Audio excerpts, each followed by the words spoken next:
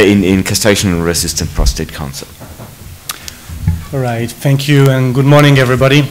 So this is a phase 3 trial testing a new compound called custirsen together with chemotherapy used for second-line metastatic prostate cancer that has resisted already to not only hormonal therapy but also to first-line docetaxel chemotherapy. So as probably you will know, prostate cancer is a very frequent disease. It's being treated mostly by hormonal therapy, the first-line treatment when we need systemic treatment. And hormonal treatment works very nicely in almost all men who suffer from this disease, but it doesn't necessarily work very long. After 1 or 2 years, perhaps sometimes longer, the disease tends to resist, and until recently we didn't have many options to propose to these patients. The very good news from the last 5 years is that a series of compounds that could be shown to increase overall survival in this situation of what we call castration-resistant prostate cancer. 2 chemotherapy agents, docetaxel and cabazitaxel, 2 androgen receptor axis targeting drug, abiraterone and enzalutamide, and 1 bone targeting agent, radium, and this is because metastatic prostate cancer is a bone disease.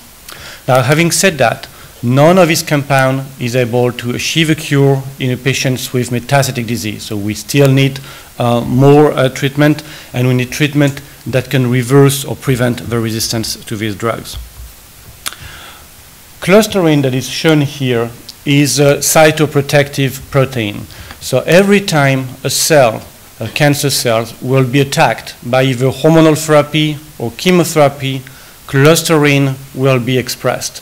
And it will try to protect the cells against the harming from the treatments we're using.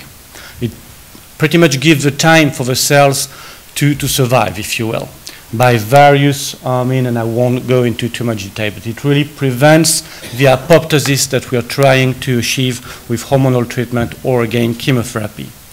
So custirsen, which is shown here, which is the drug I'm going to talk about, is an oligonucleotide antisense that is really preventing the making of a protein. So by combining chemotherapy plus custirsen, the goal is really to achieve a better job than chemotherapy alone.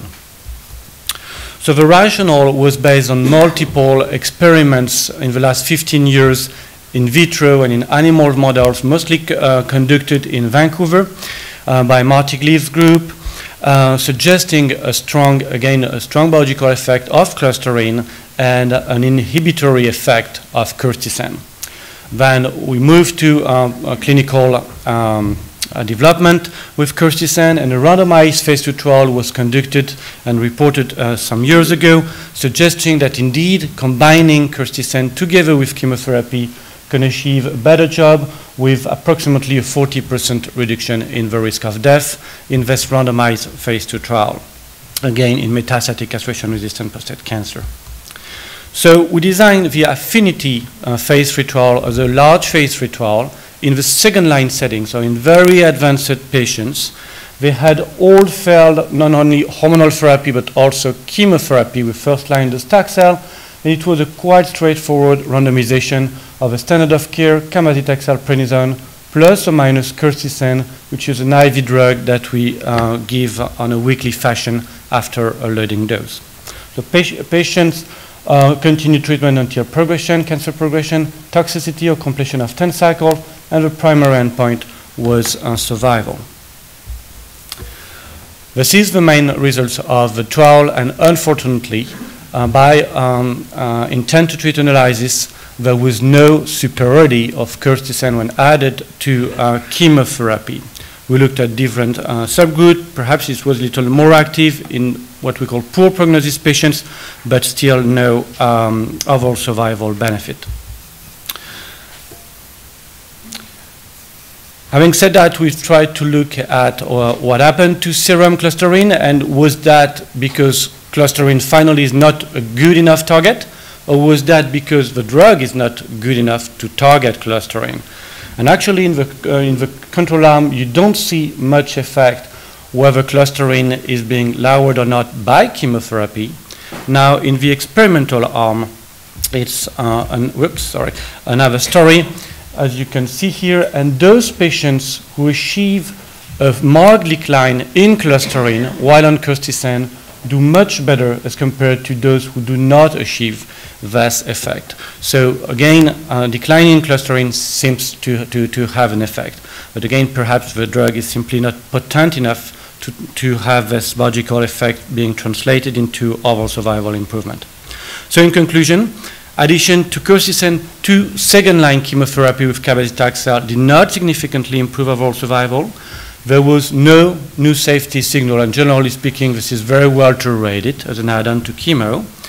No imbalance of active drugs beyond progression can explain the lack of overall survival benefit. We looked at that because we have now, again, many drugs that can postpone death, and it was well balanced between the two arms.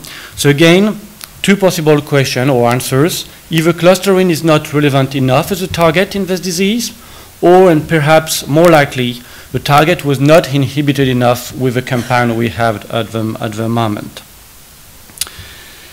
The second and last conclusion that I have is really about the pre-requirement that we need for the future when designing a new phase 3 trial. Because in this trial we had a strong biological rationale.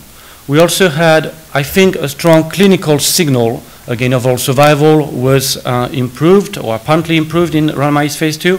But it didn't really select all the patients based on biomarker. There was no molecular certification, and I think this is what we need to achieve now for future development in prostate cancer.